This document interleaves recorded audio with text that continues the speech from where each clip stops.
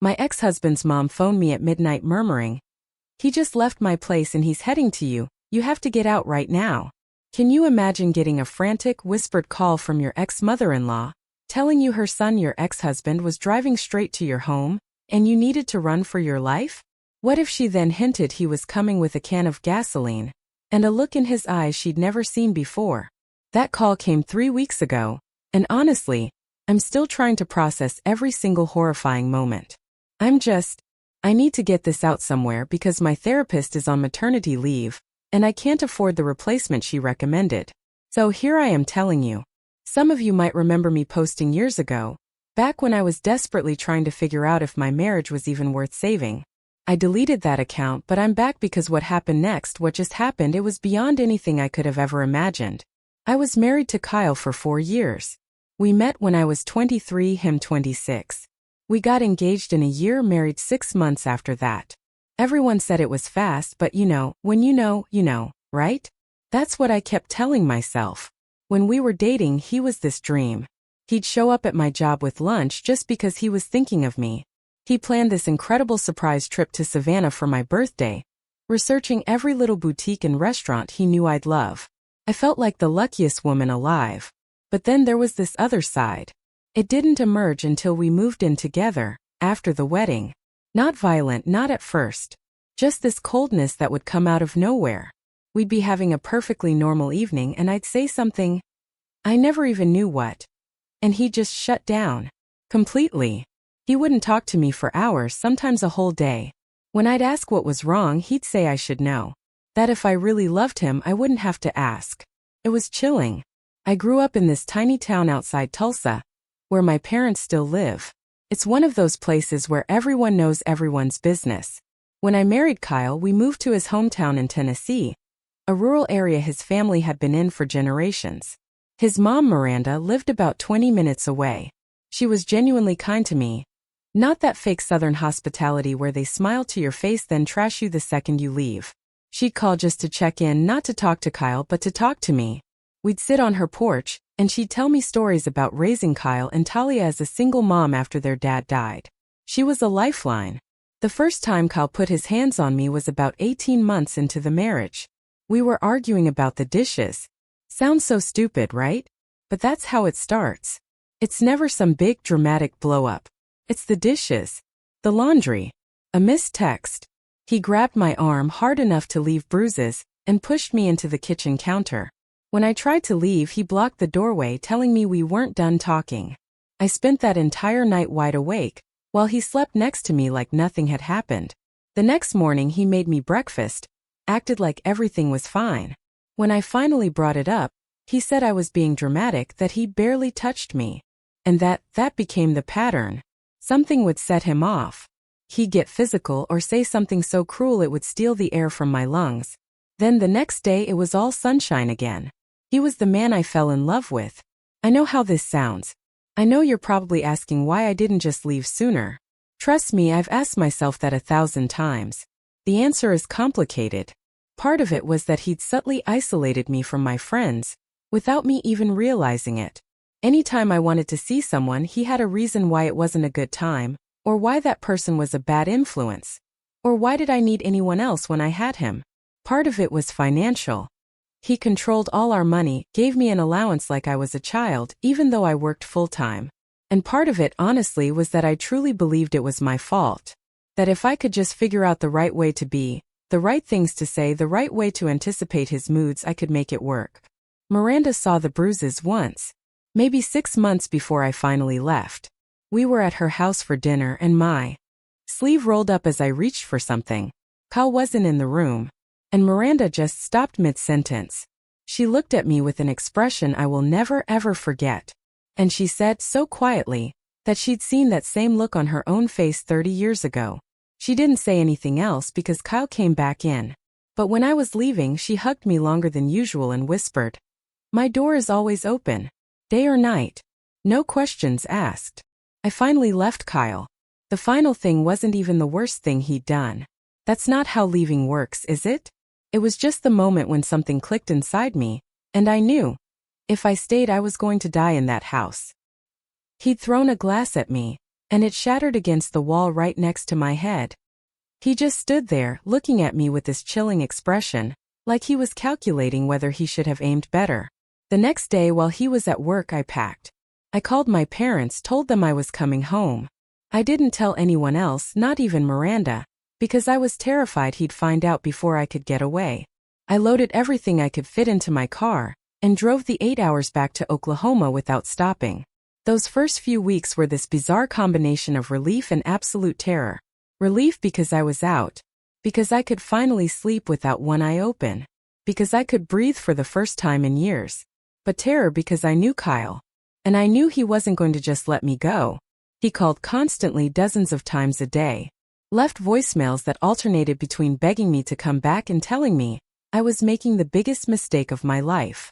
I blocked his number, but he'd just call from others. He showed up at my parents' house twice in the first month. Both times my dad answered, told him to leave. Kyle acted all reasonable and concerned, like I was the one with the problem, like he was just a worried husband trying to reach his wife. My dad saw right through it. But what can you do when someone's standing on your porch acting normal, and you can't prove anything? The divorce was ugly. Kyle fought everything. Every single thing. Even stuff he didn't want just because he didn't want me to have it. We had this coffee table that was mine from before we got married. Just a coffee table. He contested it for 3 months. It cost us both more in legal fees than the table was worth, but that wasn't the point for him. The point was making my life as difficult as possible, for as long as possible. Miranda called a few times during this, always when she knew Kyle wouldn't be around. She apologized for her son, which honestly broke me a little, because what do you even say to that? She told me she was proud of me for leaving. She said she wished she'd had the strength to leave Kyle's father when she had the chance. That she'd made her peace with it, but she didn't want me to have the same regrets. The divorce was finalized about 2 months ago. I thought finally, maybe that would be the end of it. Maybe he'd move on. Find someone else to control. Leave me alone. I was starting to rebuild my life. I got a job near my parents, not great money but enough. Started reconnecting with old friends. I was even thinking about dating eventually. Not seriously, but the possibility didn't feel completely impossible anymore. But Kyle didn't move on. The calls kept coming from blocked numbers. He'd leave these long, rambling voicemails about how I'd ruined his life, how everyone was asking about me and he had to make excuses, how I'd embarrassed him. Then the next one would be sweet, telling me he knew we could work it out if I just gave him another chance, reminding me of some good memory. 6 weeks ago he mentioned that trip to Savannah. Then the voicemails changed. They got darker. He started talking about how if he couldn't have me, nobody could. How I belonged to him and nothing, not a divorce, not a piece of paper was going to change that. I saved all of them, as I was scared. I didn't know what to do with them, but I saved them. I told my parents. My dad, bless him, wanted to drive to Tennessee and confront Kyle directly, which would have been a disaster. My mom cried, asking why I hadn't told them sooner, and I could see her blaming herself, wondering what she'd missed when I was growing up that made me end up with someone like this. I hate that. She felt that way because it wasn't her fault. It wasn't anyone's fault except Kyle's. I called the police, the local ones here in Oklahoma. They were sympathetic, but said there wasn't much they could do since he was in another state. They suggested I get a protective order. Gave me pamphlets. The pamphlets were helpful, I guess, but they didn't make me feel any safer. The protective order took forever to get, because Kyle was in Tennessee and the jurisdictional stuff was complicated. When I finally got it, I felt like maybe I could exhale a little. It was just paper, but it was something. It meant if he showed up here again, the police could actually do something. 2 weeks after I got the order, Miranda called me. It was late, after 9 at night. When I saw her name, my stomach dropped. Miranda didn't call late. She was one of those people who thought any call after 8 meant someone died.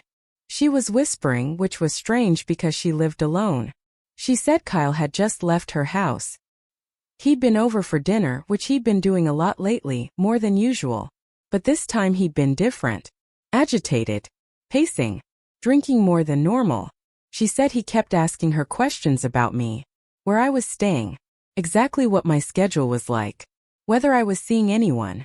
Miranda told him she didn't know anything, which was partially true, because I'd been careful not to give her specific details, for exactly this reason. But Kyle didn't believe her. He got angry, started accusing her of taking my side, of being disloyal to her own son. She said she'd never seen him like that before. And remember, this is a woman who raised him, who knew him better than anyone. Then she said the thing that made everything else stop. She said when Kyle was leaving, she walked him to his truck like she always did. And she happened to look in the bed of the truck, because he had the tonneau cover half off. She saw a red gasoline can that hadn't been there when he arrived. She asked him about it, trying to sound casual, asking if he was having car trouble. Kyle just looked at her with an expression she'd never seen before and said, "Some things needed to burn before they could heal." Miranda said he drove off toward the highway that leads to Oklahoma. I have to stop here for a second because I'm shaking just typing this. There's more. So much more. But I need a minute. I'll update soon. Promise. I just need to figure out how to even explain what happened next. Okay, I'm back. Sorry for leaving it like that. I know that was cruel, but I genuinely couldn't keep going. I've been staying at my cousin Lana's place, about 40 minutes from my parents. I couldn't stay at their house after everything, and I definitely couldn't be alone. So where I left off, Miranda called, told me Kyle was driving to Oklahoma with a gasoline can in his truck, and some cryptic nonsense about things needing to burn. When I tell you I have never felt fear like that in my entire life. Miranda was still on the phone when I started moving. I grabbed my keys, my phone charger, my purse. I was out the door in probably under 2 minutes. I didn't pack anything else. I didn't think about clothes or toiletries or anything a normal person would think about. I just knew I had to not be in that apartment when he got there. I called my parents from the car. My dad answered, and I was crying so hard he could barely understand me. When he finally got the basic information, he told me to drive to the police station and wait there. He said he and Mom would meet me. He said, "Do not go home. Do not go to Lana's. Do not go anywhere Kyle might think to look. Go somewhere public with cameras and police." That's what I did. I sat in the parking lot of the Tulsa police station for almost an hour, waiting for my parents. Just sitting there in my car, doors locked, watching every vehicle that pulled in. Every truck made me flinch. Every man walking by made my whole body tense. My parents arrived and we went inside. We explained the situation to the officer at the desk. They took it more seriously than I expected, probably because I had the protective order and Miranda's warning. They put out some kind of alert, basically telling officers to watch for Kyle's truck. Then we waited. My mom held my hand in the plastic chairs of that police station, and my dad paced like he does when he's trying not to lose his temper. We waited for hours without knowing where Kyle was. If he was still driving. If he'd gotten to my apartment. If he turned around. If he was sitting outside my parents' house right now. Around 1 in the morning, one of the officers came to tell us they'd located Kyle. He was in a motel just outside of Oklahoma City, about 2 hours from where we were. He'd apparently stopped there and checked in under his own name, which was either incredibly stupid or deliberately calculated. I still don't know which. They sent someone to check and confirmed his truck was in the parking lot. The thing about protective orders is that they don't mean you can't be in the same state as someone. They mean you can't come within a certain distance of them, or their residence or workplace. Kyle wasn't violating anything by being in a motel in Oklahoma City. He wasn't near me. He wasn't near my apartment. He was just existing in the same state, and there was nothing anyone could do about it. The police told me to stay somewhere he wouldn't expect that night. So I went to Lana's because Kyle had never met her, didn't know where she lived. I was desperate for somewhere that felt safe. My parents wanted me to stay with them, but I couldn't put them in the middle of this. Not physically in the middle of it. If Kyle showed up at their house looking for me, I couldn't live with whatever might happen. I didn't sleep. Lana stayed up with me, and we sat on her couch with all the lights on watching TV, neither of us pretending we weren't listening for sounds outside. Every time a car drove down her street, I stopped breathing until it passed. In the morning, Miranda called again. She said Kyle had come back, that he'd driven all that way, and then just drove back without doing anything, as far as anyone could tell. He showed up at her house around 9 in the morning, looking exhausted, she said, and acting like nothing had happened. When she asked him where he'd been, he said he just needed to clear his head, that driving helped him think. She asked about the gasoline can. He said it was for his lawnmower. Miranda didn't believe him. She told me that, and I could hear in her voice how scared she was. Not scared of Kyle exactly, or not just scared of him, but scared of what he was becoming. She kept saying she didn't raise him to be like this. That she didn't know where this was coming from. That he'd always had a temper, but this was different. I asked her what she meant by different, and she got quiet. Then she said something I haven't been able to stop thinking about. The last few months Kyle had been talking about me like I was still his wife, not his ex-wife. Like I was something that belonged to him and had been stolen. She said he referred to our apartment, the one in Tennessee that I hadn't lived in for 8 months, as our home. Like I was just temporarily away. He talked about when I came back, not if. She said she tried to gently remind him that I wasn't coming back, that the divorce was final, that he needed to accept it and move on. And he'd looked at her and smiled, and said she didn't understand how love worked. That's when I knew. This wasn't just going to go away. This wasn't a phase or grief about the divorce or him processing things in his own time. This was something else. Something that was going to keep escalating until someone made it stop. I stayed at Lana's for almost a week. During that time, Kyle kept calling from blocked numbers, kept leaving voicemails that alternated between begging and threatening. I kept saving them all. The police said they were concerning, but not explicitly illegal. That he wasn't directly threatening violence. That saying things like, "You'll regret this," or, "I'm not going to let this go," could mean anything. Could mean anything. That's what they said. Like I was supposed to just wait around until he made a threat clear enough to count. Then, about a week after the motel thing, Talia called me. Kyle's sister. We'd always gotten along okay during the marriage. Not super close, but friendly enough. She'd been pretty quiet through the divorce, which I understood. He was her brother. Blood is complicated. I didn't expect her to take sides, but she was calling now and she sounded upset. She said Miranda told her what happened, about the gasoline can and the drive to Oklahoma. She said she was worried about Kyle. Really worried. And she thought maybe we should all sit down together and talk. Her, me, Kyle, and Miranda. Like a family meeting. I told her, absolutely not. I said there was no scenario in which I was going to be in the same room as Kyle ever again. She tried to argue that he just needed help, that he was clearly going through something, that this was all coming from a place of pain. And if I could just see that, maybe we could find a resolution that worked for everyone. I lost it. I told Talia that her brother had spent 4 years terrorizing me, that he'd put his hands on me more times than I could count, that he'd driven halfway across the country with gasoline in his truck after saying some things needed to burn. I told her I didn't give a damn about his pain, and I wasn't going to risk my life so she could feel like she'd done something. Talia said I was exaggerating, that Kyle had his issues but he wasn't dangerous, that I was making this into something it wasn't. She said maybe I was the one who needed help, that maybe I was paranoid and seeing threats where there weren't any. I hung up on her, blocked her number, added her to the list of people who could not be trusted. What I didn't know then, what I wouldn't find out until later, was that Talia had already talked to Kyle.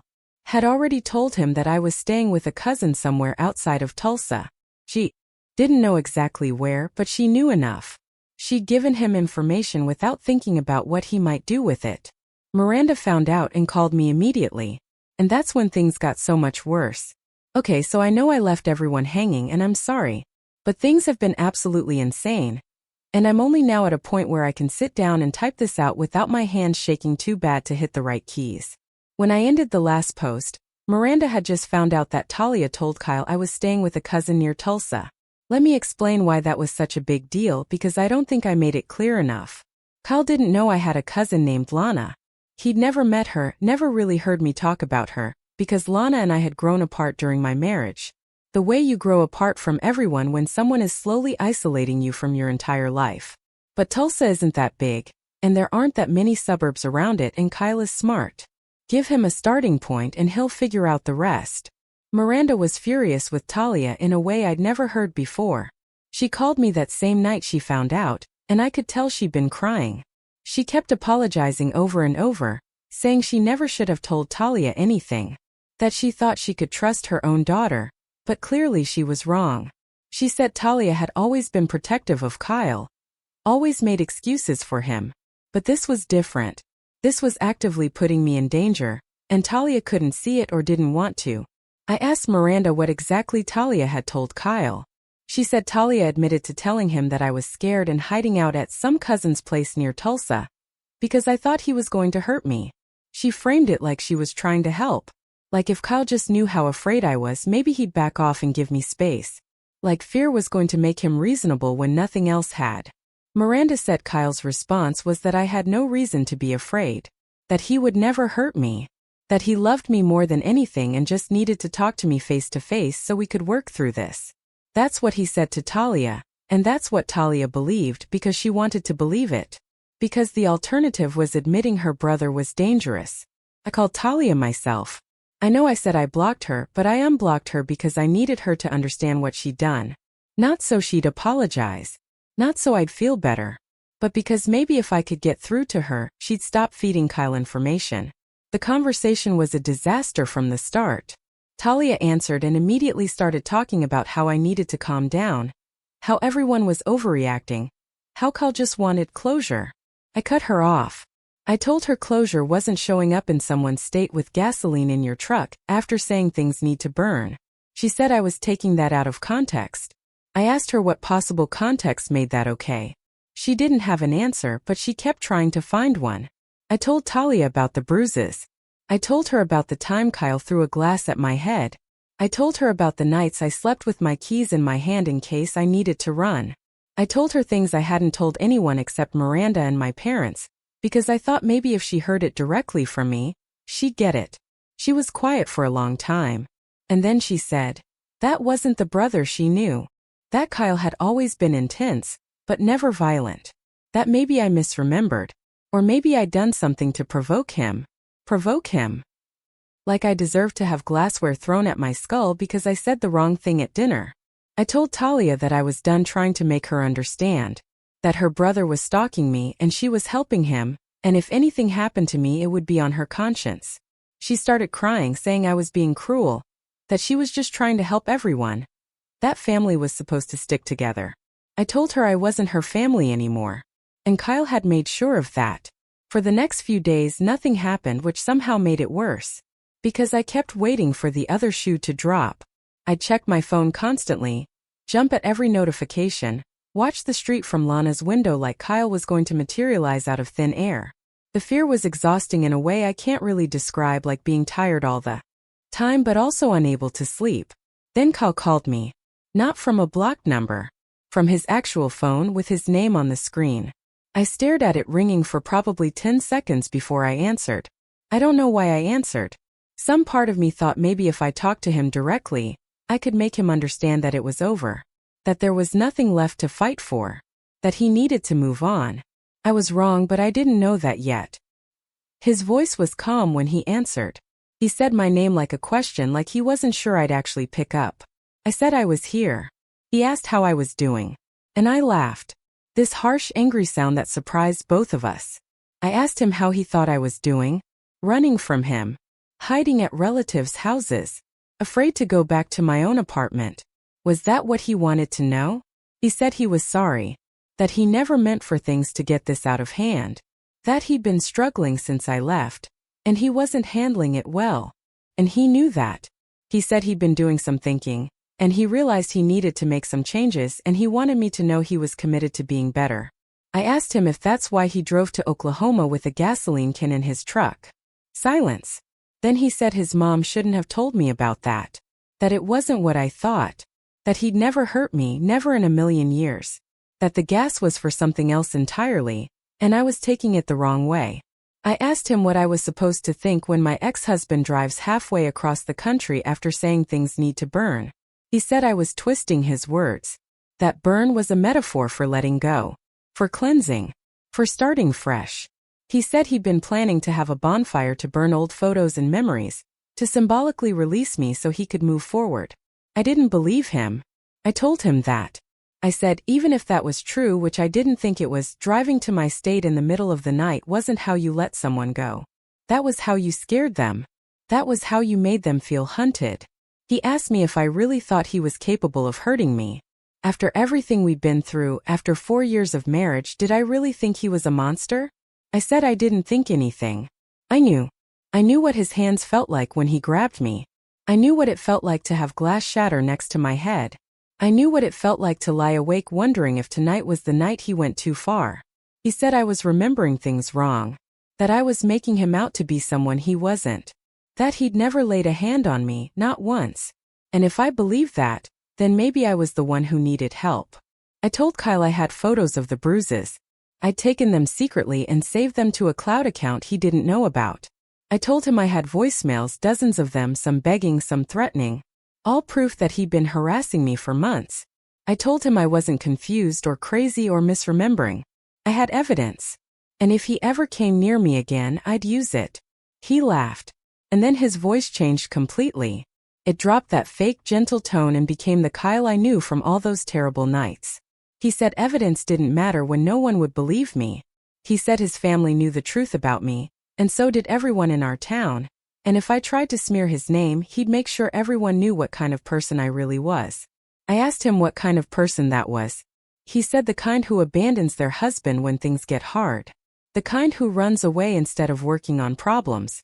The kind who turns family against each other and poisons his mother against her own son. He said I'd already taken Miranda from him, that she looked at him differently now, and that was my fault. I hung up. I was shaking so bad I almost dropped the phone. Lana came running in because apparently I'd been yelling without realizing it. She asked what happened and I couldn't even speak. Just handed her my phone so she could see the call log. See that it was him. Lana wanted to call the police. I told her they wouldn't do anything because he hadn't explicitly threatened me. That's the sick joke of all this. He can terrify me, stalk me, drive to my state with gasoline, call me and deny all the abuse. And none of it counts as an actual threat because he's careful with his words. I called my dad. Told him about the conversation. Told him I was done hiding and done running. I wanted to go back to my apartment, the one I'd been too scared to return to. I wanted to reclaim my life. My dad said he'd come with me.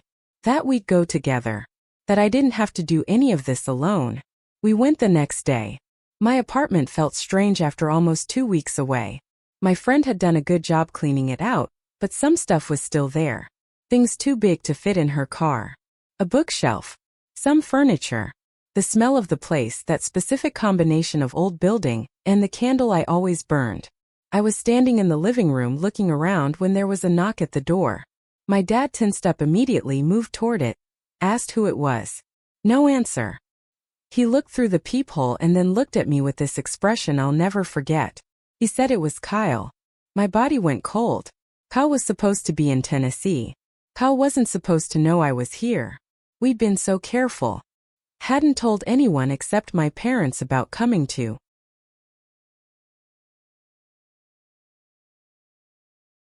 the apartment today.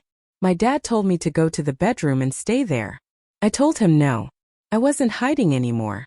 Not from Kyle. Not in my own home. We argued in whispers for a few seconds while Kyle knocked again. Louder this time, saying my name. Saying he just wanted to talk. Finally my dad opened the door. Not all the way, just enough to see Kyle standing there. Kyle looked surprised to see my dad. Clearly hadn't expected anyone else to be there.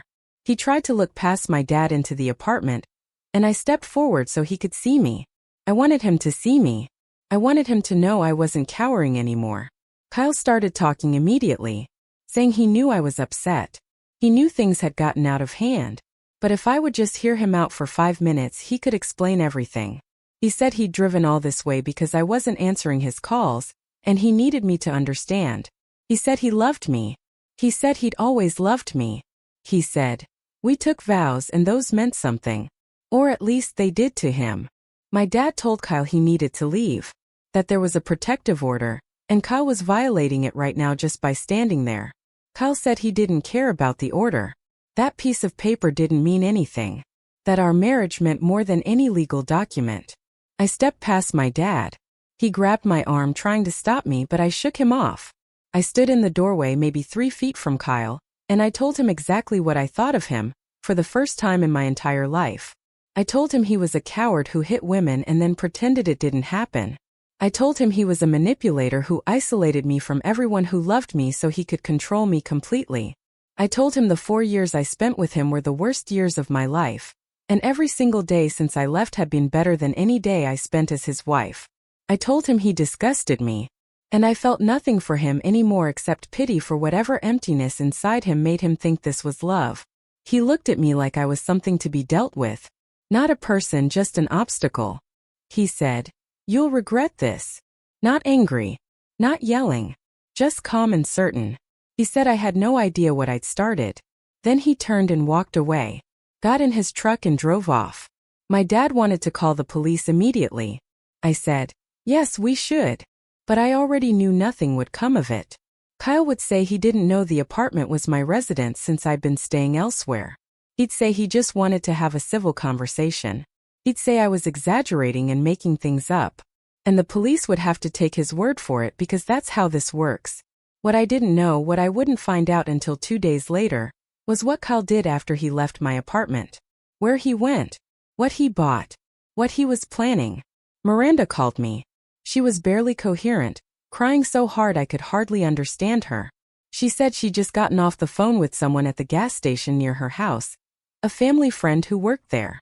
The friend had called to ask if everything was okay with Kyle because he'd come in and bought 3 more gasoline cans and filled them all up, and he'd been talking to himself in the parking lot for almost 20 minutes before driving off. 3 more cans plus the one he already had. For gasoline cans. Miranda said she'd been trying to call Kyle, but he wasn't answering.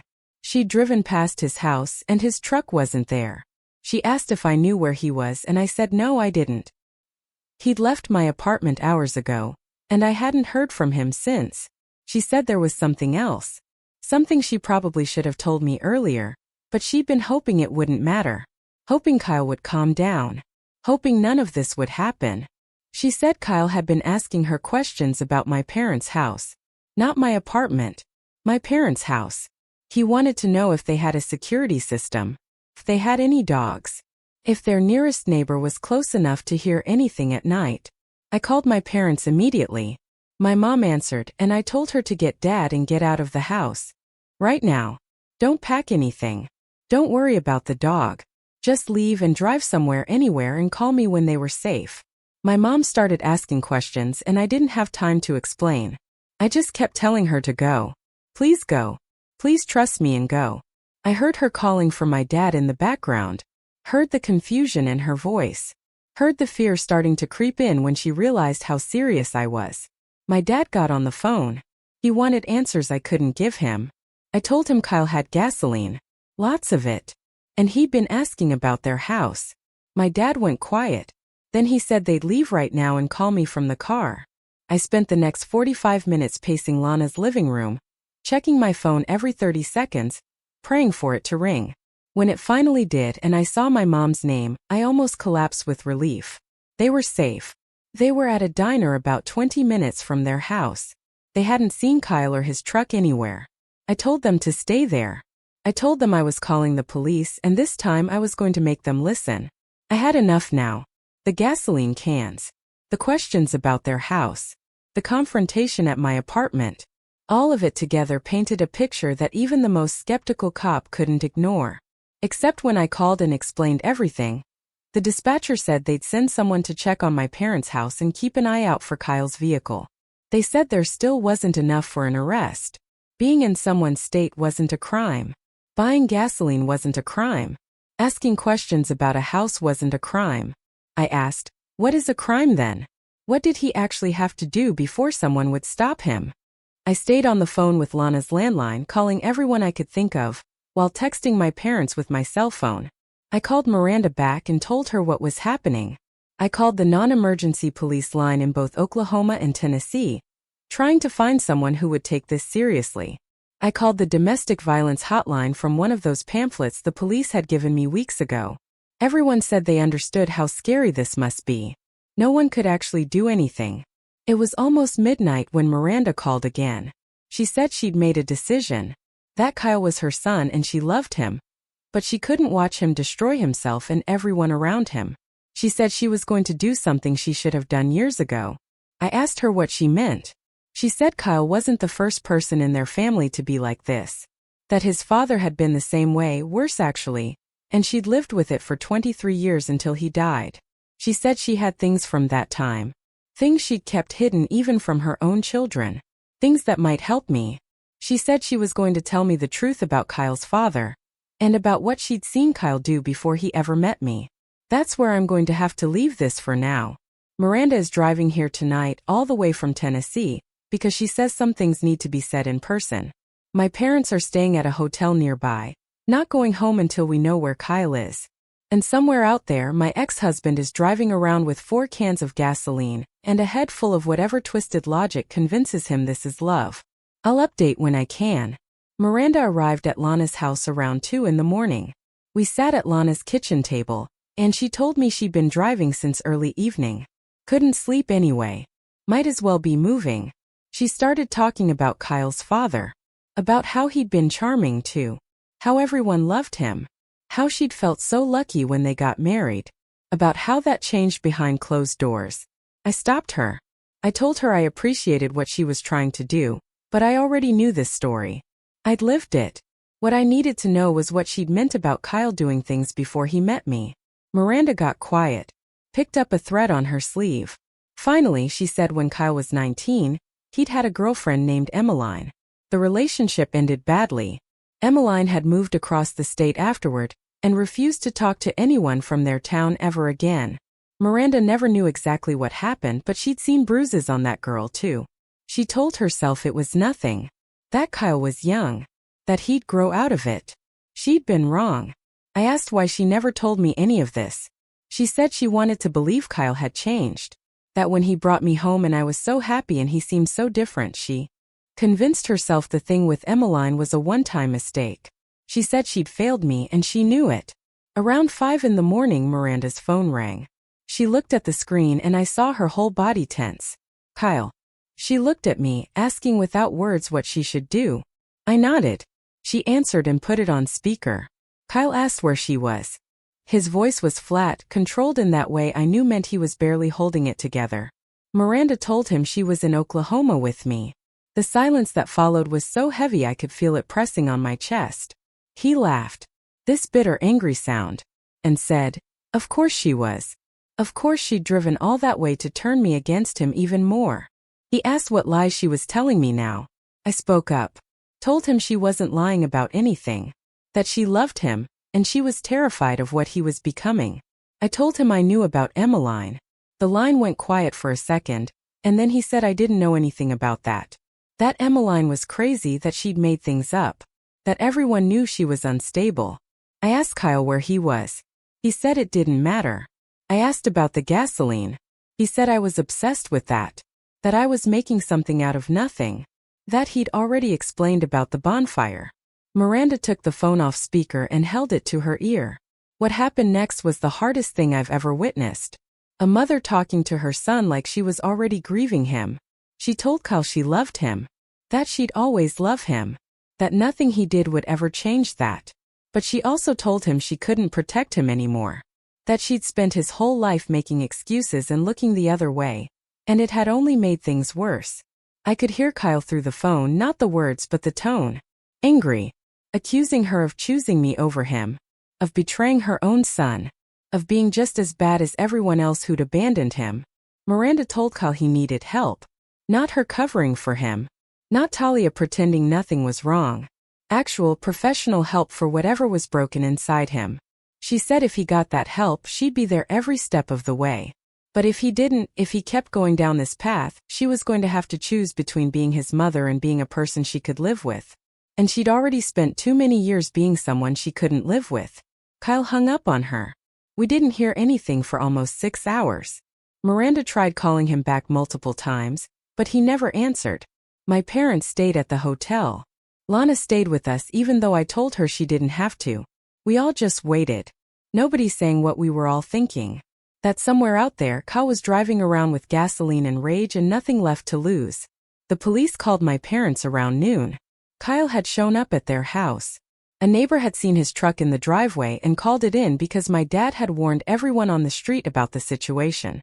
By the time officers arrived, Kyle was just sitting in his truck in the driveway with the engine off. The gasoline cans were in the truck bed. All 4 of them. But they were still sealed. He hadn't done anything. He was just sitting there. They arrested him for violating the protective order. Finally, something they could actually charge him with. When they searched his truck, they found a lighter and some rags along with the gas cans. He tried to say it was all for yard work, but the officer who called my parents said they weren't buying it. Kyle is in custody now. There's a hearing next week.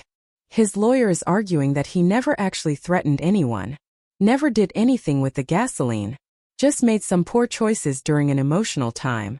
Maybe that's true legally. Maybe he'll get out with a slap on the wrist. I don't know. What I do know is that Miranda gave a statement to the police, told them everything she'd told me about Kyle's behavior, about his father, about the things she'd seen over the years. Talia found out and called her mom, screaming about betrayal and family loyalty. Miranda told Talia she was welcome to keep lying to herself if that's what she needed, but she was done participating. My parents went home yesterday. My dad hired someone to install better locks and a security camera. I'm back at Lana's for now. I don't know how long I'll stay. I still don't know what would have happened if he'd gotten to my parents' house before someone called the police. If those gas cans would have stayed sealed.